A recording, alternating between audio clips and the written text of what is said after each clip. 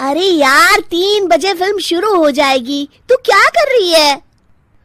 बस मुझे 5 मिनट दे, मैं अभी साड़ी बदल कर आती हूँ।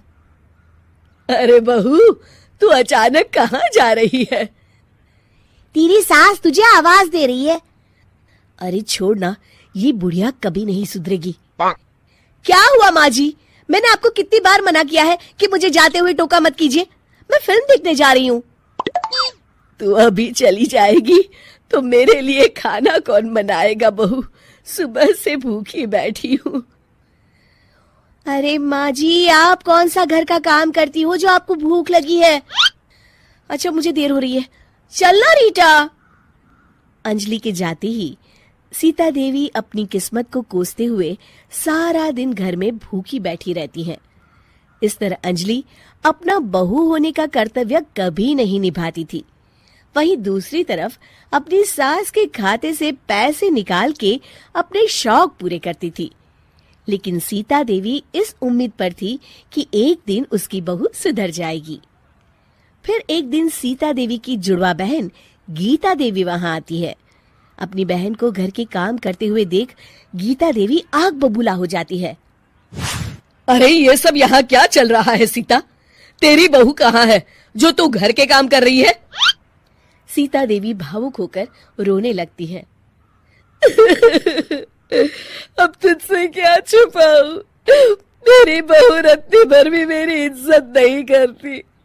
मजबूरी में मुझे घर के सारे काम करने पड़ते हैं।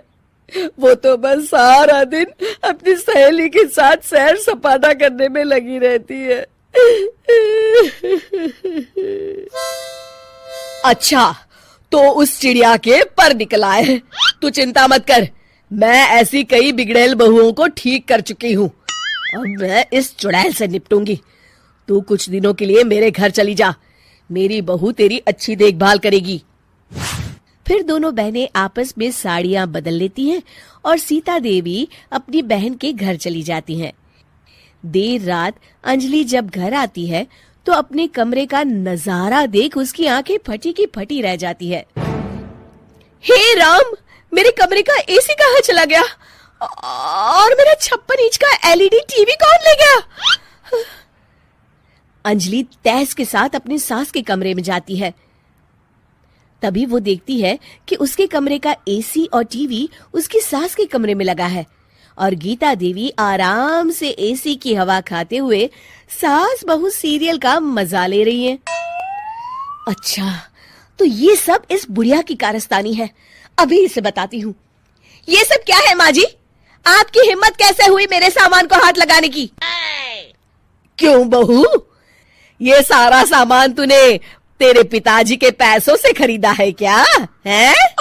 लगता है तू भूल गई कि ये सारा सामान मेरे पैसों से आया है, इसलिए मैं अपनी सारी चीजें अपने कमरे में उठा लाई। तुझे कोई एतराज है? चल जा यहाँ से, सीरियल का मजा किरकिरा मत कर। गीता की बातों का कोई जवाब नहीं बनता देख अंजलि अपने दांत पीस कर रह जाती है। अगले दिन रीटा और अंजलि शॉपिंग पे जाने की तैयारी करती हैं। अंजलि जैसे ही अपनी स्कूटी पर बैठती है तभी गीता देवी स्कूटी की चाबी निकाल लेती हैं। अरे, ये स्कूटी कहाँ लिए जा रही है? ये भी मेरी कमाई की है। माँ जी, ये तो आप हद कर रही हैं। मैं बाहर पैदल जाऊंगी क्या? हाँ, पैदल जा। वैसे भी तुझे घूमने का शौक है, मुझे नहीं। देखिए माँ जी, इस तरह मेरी सहेली के सामने मेरी बेइज्जती करके आप ठीक नहीं कर रही हैं। आप मुझे अच्छी तरह जानती हैं, बाद में आपको पछताना पड़ेगा। अच्छा, तो तू नहीं सुधरने वाली, मेरे ही घर में मुझे ही धमकी दे रही है। तेरी याददाश्त के लिए बता दूं कि ये मकान मेरे नाम पर है। अब तू देख, मैं आज ही अपने बिल्लू वकील को बुलाकर ये सारी जायदाद अनाथालय को दान कर देती हूँ, फिर तुझे एक ढेला भी नहीं मिलेगा। गीता की बातें सुनकर अंजलि के पैरों तले जमीन खिसक जाती है। अरे, अगर तेरी सास ने तुझे अपनी जायदाद से बेदखल कर दिया तब तो तू सड़क पर आ जाएगी। मैं तो कहती हूँ चुपचाप अपनी सास से माफी मांग ले अंजलि। हाँ, तो बिल्कुल सही कहती है, मेरी सास का कोई भरोसा नहीं है। अरे नहीं नहीं माँ जी, ऐसा गजब मत करिए। आज के बाद मैं आपको कोई तकलीफ नहीं दूंगी और घर के सारे काम ना मैं ही कर लूंगी। मैं आपको एक अच्छी बहू बनकर दिखाऊंगी। कुछ दिनों के बाद, ये लीजिए माँ जी, आराम से गाजर का हलवा खाइए। खुशबू तो बहुत अच्छी है। हाँ माँ जी, वैसे मैंने सब काम कर लिया है, तो मैं आपके पैर दबा दूं, आप आराम से हलवा खाइए। इस तरह गीता देवी अंजलि को सही रास्ते पर ले आती हैं और सीता देवी वापस अपने घर में आकर रहने लगती हैं।